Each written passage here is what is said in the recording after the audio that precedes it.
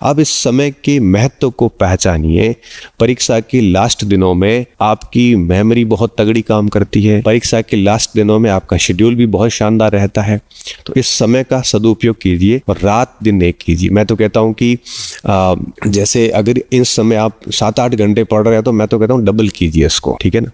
और जितना समय को आप अधिक करोगे इस समय, उतना कॉन्फिडेंस आएगा। मेरी अगर बताऊं तो मुझे ठीक से याद है कि जब तैयारी करता था और मुझे लगता था कि कई बार ऐसा लगता था कि सिलेक्शन होना नहीं है और सिलेबस भी हमारे फेवर में नहीं है, लेकिन फिर भी पढ़ता था और दबा के पढ़ता था। क्यों? इससे पता तो चला कि हम स्टैंड कहाँ कर रहे हैं। एक खिलाड़ी होता है ना, जैसे आपको पता है कि एथलेटिक्स की कोई चैंपियनशिप आप देखना तो 3 मेडल होते हैं, गोल्ड होता है, सिल्वर होता है और ब्रॉन्ज होता है। अब जब धावक दौड़ते हैं तो आप देखना कि 3 धावक पहले से लीड लेके बैठे हैं। अब सबसे लास्ट में जो दौड़ रहा है वो भी तेज गति से दौड़ रहा होता है, ये जानते हुए भी कि उसको मेडल नहीं मिलेगा, बावजूद उसके वो बहुत तेज गति से भाग रहा होता है। क्यों? मेडल की तो उम्मीद ही नहीं है, फिर क्यों भाग रहा है? वो इसलिए भाग रहा है कि वो अपना बेस्ट जानना चाह रहा है कि मैं अधिकतम कितना स्कोर ला सकता हूं, कितनी मिनट में, कितने टाइमिंग में ये रेस पूरी कर सकता हूं, ताकि मुझे पता चले ना कि गोल्ड मेडल और मेरे बीच में कितने टाइम का डिफरेंस है, ताकि अगले स्पर्धा में मैं उस टाइम के ऊपर काम करूं और नेक्स्ट में मैं है वो एक मेडल के साथ वापस आऊं। इस वजह से वो बहुत द्रुत गति से भागता है,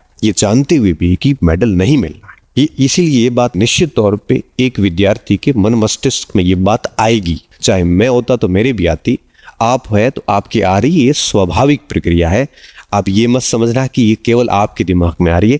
राजस्थान का ऐसा कोई विद्यार्थी नहीं है जिसके दिमाग में ये बात नहीं आ रही हो।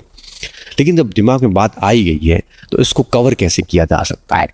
और मैं एग्जाम की तारीख तक अपना बेस्ट जितना दे सकता हूं दूंगा और चेक करूंगा कि कितना कर सकता था मैं और कितना मैं दूर रहा हूं। हो सकता है इस समय आपका सिलेक्शन भी हो जाए। तो लास्ट महीना है, बढ़िया कीजिए और सारी चीजों से दूर हो जाइए। इस समय कोई मटेरियल चेंज मत कीजिए। जिस जगह बैठे हैं वहां बढ़िया पढ़िए। अगर आपको लगता है कि वहां आपकी पढ़ाई डिस्टर्बेंस हो रही है तो आप उन चीज़ों से दूर हो जाइए। अगर आपको लगता है कि आपका मन नहीं कर रहा पढ़ने में तो आप सोच लीजिए कि आपको ये भी पता नहीं चल पाएगा, तो मान के चलिए कि आपको पता ही नहीं चलेगा कि आपका लेवल क्या है। आपको नहीं पता चल पाएगा कि आपका लेवल क्या है। और जब आपको नहीं पता चलेगा तो निश्चित तौर पे नेक्स्ट वैकेंसी में आपकी सेम हालत होने वाले हैं। इससे अच्छा है कि आप बेस्ट दीजिए और इस सोच के साथ में कि सिलेक्शन हो ना हो अलग इश्यू है, लेकिन हम बढ़िया तरीके से पढ़ेंगे, ये सबसे बढ़िया होता है।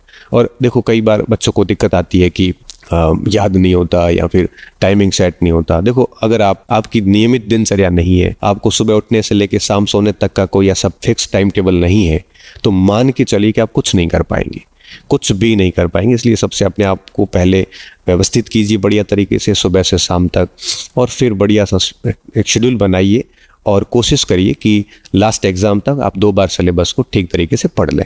अगर याद नहीं भी हो रहा है तो कोई इशू नहीं है, क्योंकि एग्जाम हॉल में 4 विकल्प देख के भी हम चीज़ों को ठीक कर सकते हैं, ठीक किया जा सकता है। क्योंकि पेपर के अंदर कई बार ऑप्शन से उत्तर निकल जाता है, तो कोशिश ये करिए कि याद नहीं भी हो रहा है ना तब भी 2 बार पढ़ के जाइए। पाठ्यक्रम का पूरा हिस्सा पढ़िए, छोड़िए मत कि आप कई बार छोड़ देते हो कि ये 10% छोड़ दूंगा, ये मैं कर लूंगा, ये मुझे आता है। ऐसा मत करिए। अगर ऐसा करोगे तो आपका कॉन्फिडेंस कभी नहीं आएगा। आत्मविश्वास कब आता है? जब हम पूरा सिलेबस पढ़ते हैं और 2-3 बार ढंग से पढ़ते हैं और बहुत अच्छे से प्रैक्टिस करते हैं, तभी कॉन्फिडेंस आता है, अन्यथा कॉन्फिडेंस नहीं आ पाता। तो कोशिश करिए कि सारा सिलेबस पढ़ो, 2-3 बार ढंग से उसका रिवीजन, अब अगर 2 बार कर पाते हो तो 1 महीना रहा हुआ कर सकते हो। और इसके साथ साथ में आप ये भी कोशिश करिए कि हर दिन 1 आधा घंटा आपके पुराने पेपर जितने भी आते हैं उनको ठीक से प्रैक्टिस करिए, तो इसका बहुत फायदा होने वाला है आपको।